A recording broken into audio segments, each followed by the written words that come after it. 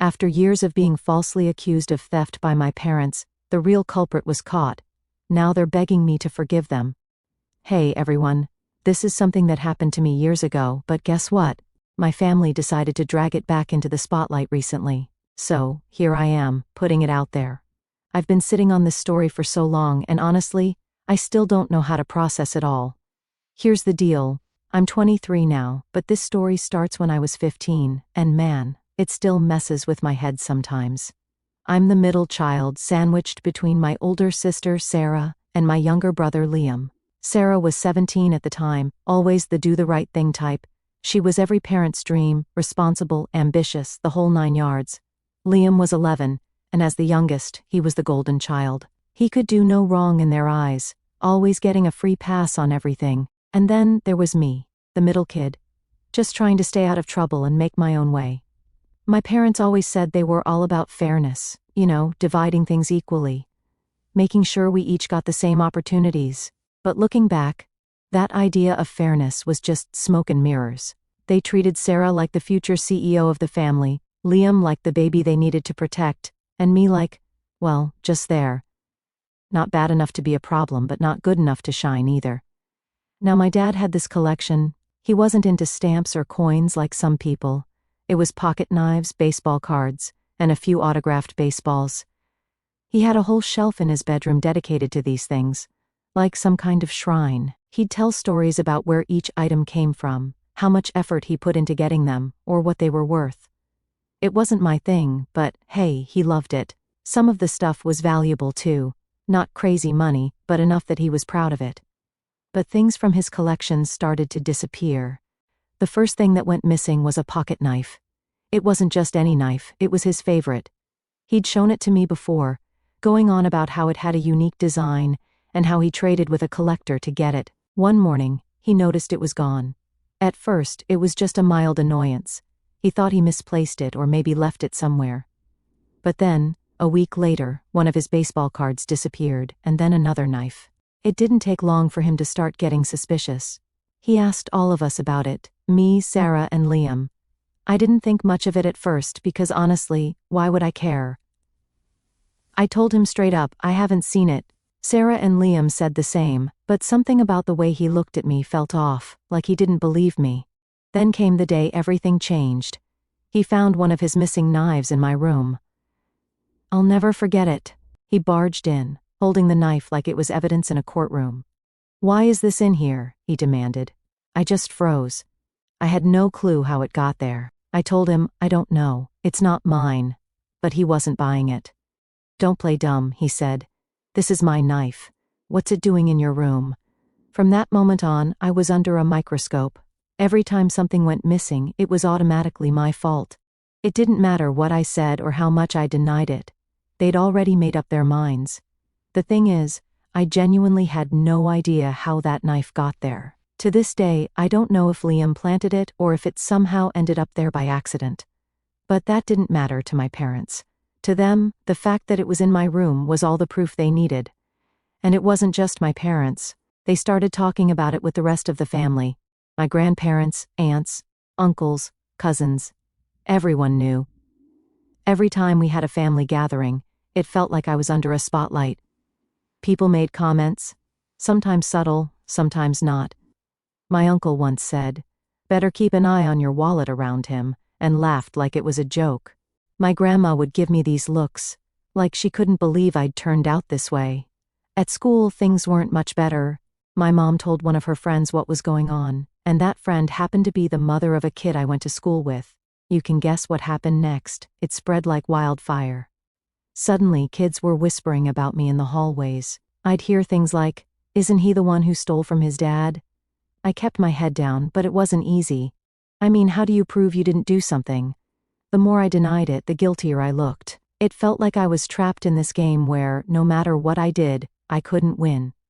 Liam, on the other hand, seemed totally unbothered by the whole thing. He was always in the background, playing his games, doing his homework, acting like the innocent kid he was supposed to be. Sarah stayed neutral, not wanting to get involved, which hurt in its own way. I thought maybe she'd stick up for me, but she didn't. She just kept her distance, like the whole thing was beneath her. The worst part wasn't even the accusations. It was the way it made me feel about myself. I started to doubt everything. I'd keep replaying every interaction in my head, trying to figure out if I'd done something to deserve this. I even wondered if I was somehow stealing in my sleep or forgetting about it. I know how crazy that sounds, but when everyone around you treats you like a thief, it messes with your head. My parents kept saying, "We're just trying to help you learn from your mistakes." But what mistakes? I didn't do anything. At least, I didn't think I did. The line between what I knew and what they believed started to blur. I began to isolate myself. I stopped hanging out with friends because I didn't want to answer questions about why I couldn't go out, or why I looked so stressed all the time. I stayed in my room as much as possible, trying to avoid my parents and their endless questions. "What else have you taken? Are you lying about this too?" It never stopped. By the end of that year, I felt like a stranger in my own house. I didn't trust my parents, my siblings, or even myself. All I wanted was for someone, anyone, to believe me, but that wasn't going to happen. So, after my dad found that knife in my room, things went from bad to worse. It was like I'd officially been branded as the thief and there was no coming back from it. My parents decided they needed to teach me some kind of lesson, and let me tell you, they were not playing around. A few weeks later, things kept disappearing. One of the autographed baseballs was missing, and this wasn't just any ball. It was signed by his all-time favorite player, the one he always bragged about. I heard him yell from his room, "Where the hell is it?" My stomach dropped. I was sitting on my bed, already tense, and when I heard the anger in his voice, I started shaking. I didn't even know why I was nervous. I hadn't done anything wrong, but I couldn't stop the panic from creeping in. I heard heavy footsteps coming toward my room, and I knew what was coming next. My door flew open, and there he was, holding the empty display case like it was some kind of smoking gun. "You've got 5 seconds to tell me where it is," he snapped. I stammered, trying to say I didn't have it, but he cut me off. "Don't lie to me again. I've had enough of your crap." His voice boomed so loud I thought the walls might crack. I could barely get a word in before he started tearing through my room like a tornado. "First the knife, now this. What else have you taken? Is there anything in this house I can trust you not to steal?" He was opening drawers, throwing my clothes on the floor, ripping my backpack apart, even checking under my bed. I just stood there, shaking and trying not to cry. When he didn't find the ball, he only got angrier. "You think you're clever, don't you?" he shouted, pointing his finger at me like I was a criminal caught red-handed. "Hiding it somewhere I won't find it? Well, guess what? You're not going to get away with it this time." At that point my mom walked in, but instead of calming him down, she joined in. "Where is it?" she demanded, her voice sharp and accusing. "We've given you chance after chance, and this is how you repay us?" When they left me alone in my room, I started questioning myself. What if they were right? What if I was taking things without realizing it? I mean, how else could the stuff keep disappearing? Maybe I was sleepwalking or had some kind of memory problem. I even started Googling things like unconscious stealing and memory lapses, trying to figure out if there was something wrong with me. It sounds ridiculous now. But back then I was desperate for an explanation. If I couldn't trust my family to believe me, how was I supposed to trust myself? That night, they sat me down and laid out new rules for me, which was their way of saying my life was about to get even worse. At first, it was little things, grounding me for a couple of days or taking away my TV privileges. But as more stuff went missing, the punishments got way more intense. They started grounding me for weeks at a time. I wasn't allowed to go anywhere. Not to a friend's house, not to the park, not even to walk around the block. They took my phone and sold my computer. I wasn't even allowed to read the books I liked because, according to them, privileges had to be earned back. It didn't stop there. My dad had this thing where he'd assign me chores as part of my discipline. But these weren't normal chores like taking out the trash or cleaning my room. He'd come up with stuff just to make my life miserable. He made me scrub the garage floor with a brush by hand, because that's what happens when you disrespect other people's property. My mom wasn't any better. She'd make these passive-aggressive comments every chance she got. If I asked for something as simple as a snack, she'd say stuff like, "Oh, so now you're asking permission? How nice of you, or haven't you taken enough from this family already?" It was constant, and after a while it started getting to me. I felt like they didn't just hate me for the missing stuff. They hated me. Looking back now, I can't wrap my head around it. How could parents treat their own kid like that over something so small? It wasn't like they were losing thousands of dollars or priceless heirlooms. It was a knife here, a baseball there. Stuff that, honestly, wasn't even worth all this drama. But the way they acted, you'd think I had ruined their lives. The resentment they held toward me was so obvious, and it cut deep. And let's not forget about Liam and Sarah. Liam just sat back and watched, never saying a word. He'd be playing his games or watching TV while I was stuck scrubbing the baseboards or reorganizing the pantry. Sarah, on the other hand, acted like the whole thing didn't exist. She stayed in her room most of the time, barely acknowledging what was happening. I guess that was her way of staying out of the drama, but it felt like a betrayal. After that, they decided to cancel my birthday. I was supposed to get my driver's license when I turned 16, like any kid, but they said I hadn't earned their trust yet. No party, no present, not even a happy birthday. It was just another day where I got treated like a criminal in my own house. Bearing their constant punishments, I had enough.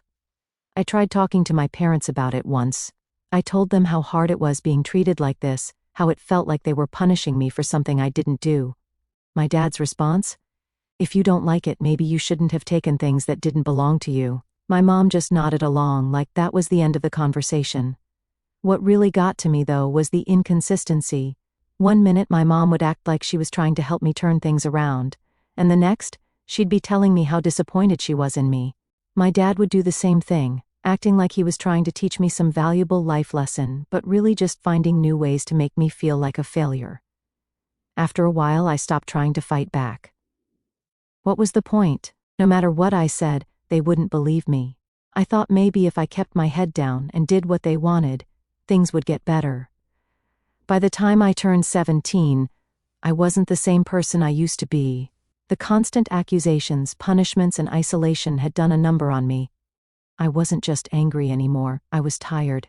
Tired of trying to explain myself, tired of hoping things would get better, and tired of feeling like the black sheep of my own family. What happened to me at 15 stayed with me as I grew older, shaping how I saw myself and the world around me.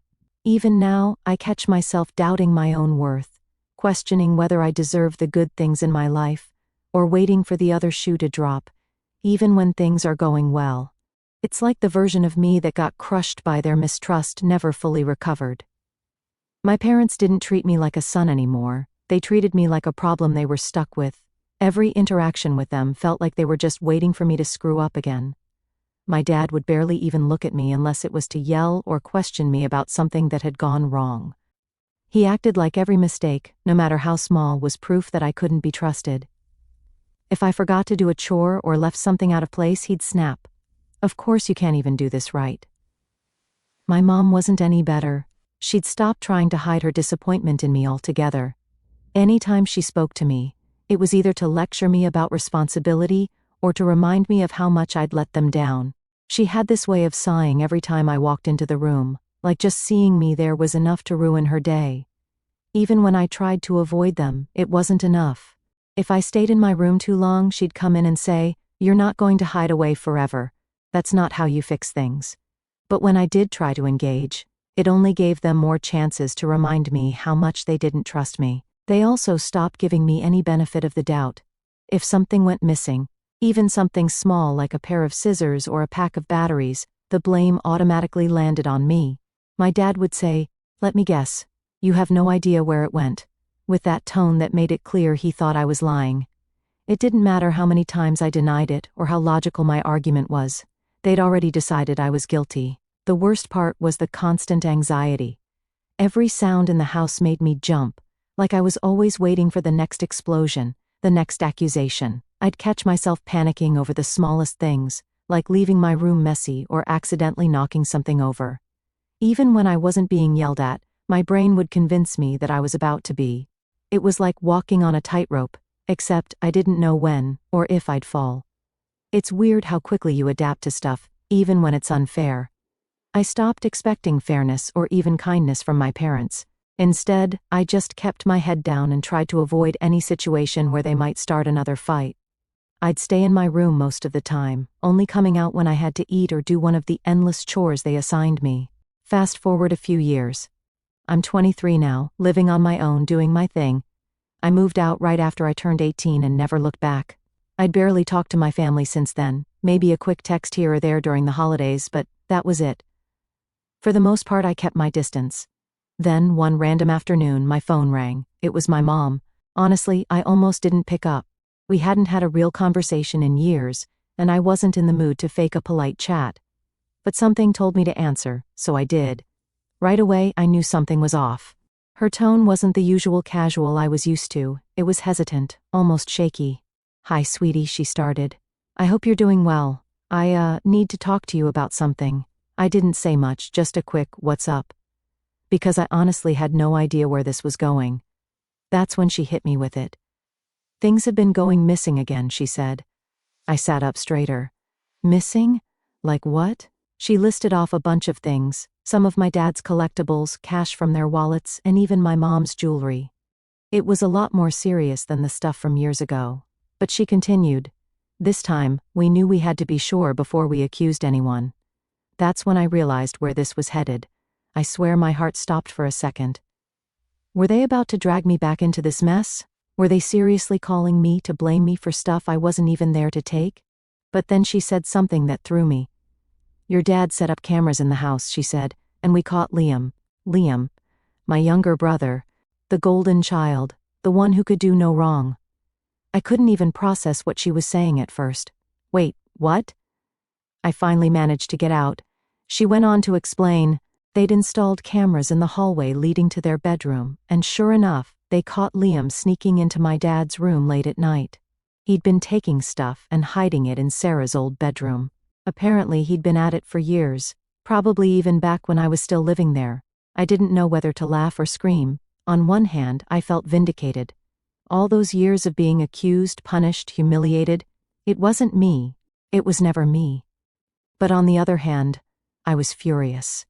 Furious that it had taken them so long to figure it out. Furious that they'd let it go this far and left me with trauma that I deal with to this day. My mom kept talking, apologizing, trying to explain. She said she and my dad felt awful for how they treated me. "We should have believed you," she said. "We were wrong, and we're so sorry." Sorry, that's what she said, like one word could magically erase years of being treated like garbage. Then she said, "We want you to come to my birthday dinner next week. It would mean a lot to us if we could see you and talk about this in person." I didn't answer right away. I just sat there, gripping my phone, trying to decide whether to hang up or let her finish. Eventually, I said I'd think about it and ended the call. After I hung up, my mind was spinning. All these years they'd made me feel like I was broken, like I was a liar and a thief, and now they wanted me to just show up for a nice family dinner and let bygones be bygones? I wasn't sure what to do. Part of me wanted to tell them to shove their apology where the sun doesn't shine. But another part of me, maybe the part that still craved some kind of closure, wanted to hear them out. A couple of days later, my dad, Mark, called me. That was a surprise because he's never been the type to admit when he's wrong. He started off with the usual small talk, asking how I was doing, how work was going. Then he got to the point. "I just want to say I'm sorry," he said. "I messed up. We messed up. We should have trusted you." Hearing those words from him felt strange. For years he'd been the one who came down hardest on me, the one who made sure I felt the weight of every punishment. And now, here he was, admitting he was wrong. But then he said something that really threw me. "We're going to make it up to you. We're planning something special, and I think you'll like it."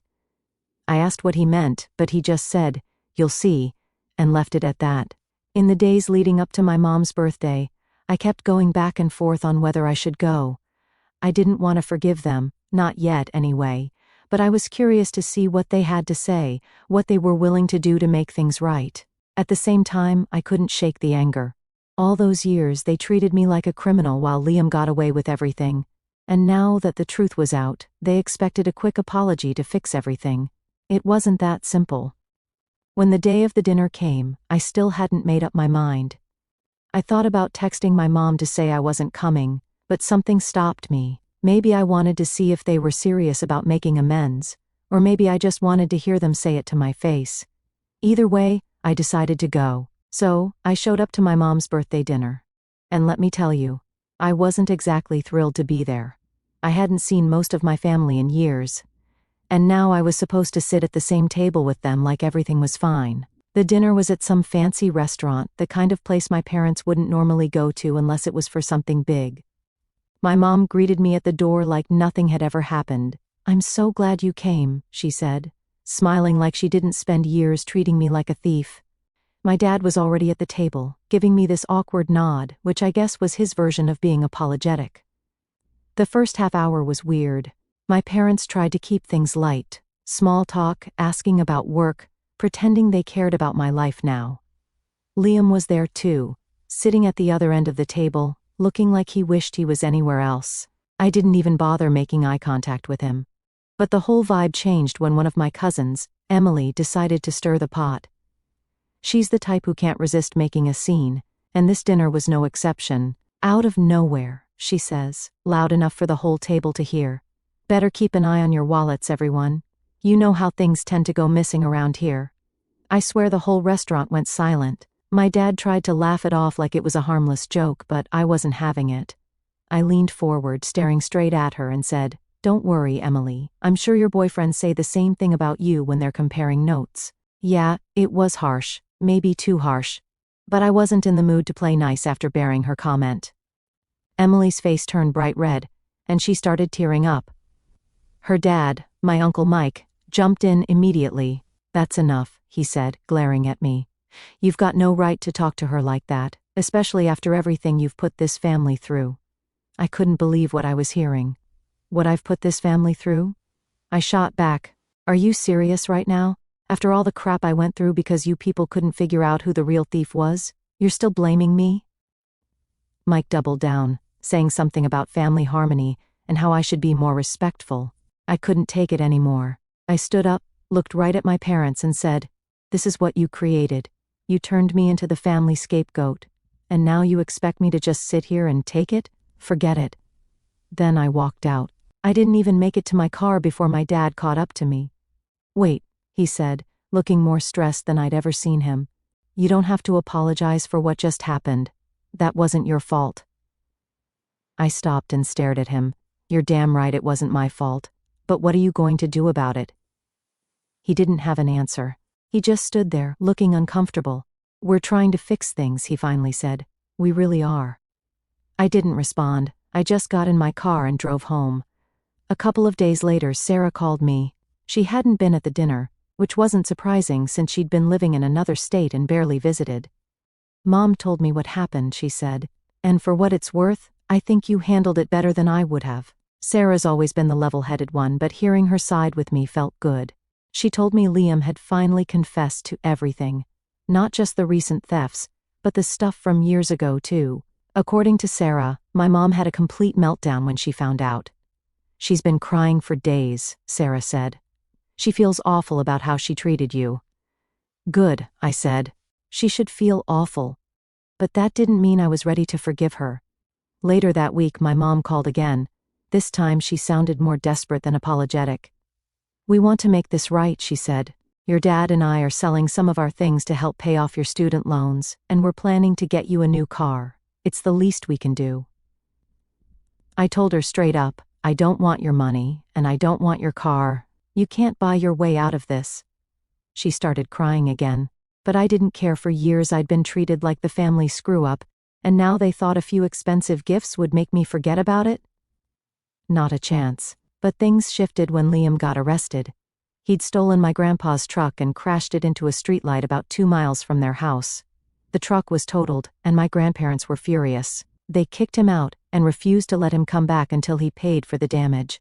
My parents canceled Liam's college fund to help cover the costs. That's when I found out they'd planned to use part of that money to buy me the car they'd been talking about. The irony was almost funny. When my dad called to tell me about it, he sounded more defeated than I'd ever heard him. "We've made so many mistakes," he said. "I don't expect you to forgive us, but I hope you'll at least let us try to make things right." I didn't know what to say. Part of me wanted to believe him, to give them a chance to fix things, but the other part of me, the part that had spent years being blamed, punished, and humiliated, wasn't ready to let it go. I told him I'd think about it, but deep down, I already knew my answer. After everything that happened, the dinner, the arguments, the endless calls from my parents, I was done. Done with the apologies, done with their guilt trips, and done pretending like this was something that could be fixed. I gave it a lot of thought over the next few weeks. Every time my phone buzzed, I'd feel that pit in my stomach, knowing it was probably my mom or dad trying to check in again. I didn't answer most of the time. What was the point?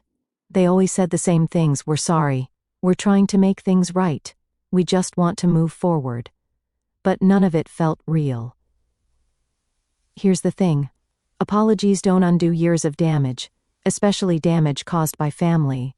They don't erase the humiliation, the self-doubt, or the complete breakdown of trust. My parents seemed to think that acknowledging they were wrong would magically fix everything, but it doesn't work like that. Sarah, my sister, called me one night to check in. She's the only one I still feel like I can talk to, and even though she didn't always have my back when we were younger, I know she gets it now. You don't owe them anything, she said. If you're not ready to forgive them, that's okay. Do what's best for you. That stuck with me. I'd spent so much time trying to figure out what they wanted, what they needed, that I hadn't stopped to think about what I wanted. And what I wanted was peace. A week later, I got another call from my dad. This time, he wasn't making excuses or trying to guilt me into forgiving him. He sounded tired, almost defeated. "Liam's still being held," he said. "The charges for stealing the truck and the damage he caused are serious. Your grandparents are refusing to help, and honestly, I can't blame them." He went on to explain that they decided not to intervene this time. "He needs to face the consequences," my dad admitted. "Maybe this will finally wake him up.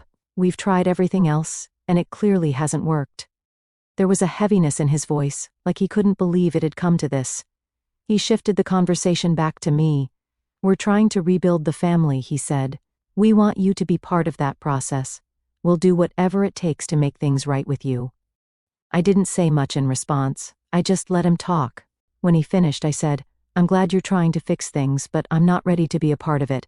I need time, maybe a lot of it." He sighed. "I understand," he said. "Just know that the door is always open if you change your mind." Around the same time, my mom sent me a long email. It was the first time she'd really put everything into words, and I could tell she meant it. She apologized for the years of mistrust, for not defending me, for letting things get as bad as they did. She admitted that they'd failed as parents, and that they didn't know how to make up for it. I appreciated the effort, but the damage was already done. I'd spent years trying to make them see me for who I really was, and now that they finally did, it didn't change the fact that they'd already broken me. The truth is, I don't know if I'll ever forgive them. Do I let go of all the anger and move forward? Honestly, I feel like I've been so much better off without their constant drama since leaving. I've built a life for myself that feels lighter, freer, and honestly, more at peace. I don't know how they crawled back into my life again. I'm exhausted just thinking about going back into that dynamic, even if they're trying to change. For now, I'm staying where I am, on my own, figuring out what I really want. I'll keep you all updated if anything changes, but for now, this is where I'm at. Final update. Hey everyone, it's been a while since I last shared what was happening, and things have taken a turn. After everything that's gone on with my family, I finally hit my breaking point. So, Liam ended up getting out of his arrest. My parents apparently scraped together enough to help him post bail, and the court let him off with probation since it was his first major offense. But even though he's out, he's still in trouble. Sarah told me that he's staying with our grandparents, but they're keeping him on a tight leash. He has to get a job, pay them rent, and follow strict rules to prove he's growing up. You'd think after all of that, he might show some remorse or try to change, but no. According to Sarah, Liam's been sneaking money from my parents' emergency savings account to buy video games and snacks. It's not as dramatic as stealing a truck, but it's enough to make me realize that nothing has changed. Meanwhile, I couldn't help but compare. I was cast out for years over something I didn't even do, and here they were, bending over backward to give Liam chance after chance. When it came to me, their solution was to treat me like dirt until I left, but for Liam, they couldn't bear to cut him off, no matter how much damage he caused. That's when I made my decision. I sat down one night and wrote out a message to my parents. I kept it short and direct. No long explanations, no arguments, just the truth. I basically said, "I appreciate the effort you've made to apologize and make things right. I really do. But the truth is, I don't think I can ever fully trust you again. The way you treated me for all those years, assuming the worst, punishing me, isolating me. It's something I can't just forget. I need to move on with my life, and that means cutting ties for now. Maybe someday I'll feel differently, but right now, I need space. Please don't contact me anymore. I'll reach out if and when I'm ready. Take care. Sarah called me the next day, and I told her what I'd done. She didn't judge me or try to talk me out of it. I get it, she said. You have to do what's right for you. That was the most validating thing I'd heard in a long time. Liam never reached out. Not that I expected him to. From what Sarah told me, he's been acting like nothing is his fault, which doesn't surprise me one bit. It's just who he is. It's been a few months now since I sent that message, and honestly, I feel good about my decision. Cutting ties wasn't easy, but it was necessary. For the first time in a long time, I feel like I can breathe. I've been focusing on my own life. It's not perfect, but it's mine, and that's what matters. My parents still have a lot of work to do if they ever want a real shot at rebuilding our relationship. Saying sorry isn't enough. They'll have to prove they've changed, and I'm not holding my breath. For now, I'm done being the scapegoat, the target, or the project they think they need to fix. Sometimes walking away is the only way to heal, and for me, it was the only choice I had left. Thanks for sticking with me through this. I'll let you know if there are any updates in the future. For now, I'm focusing on living my life drama-free.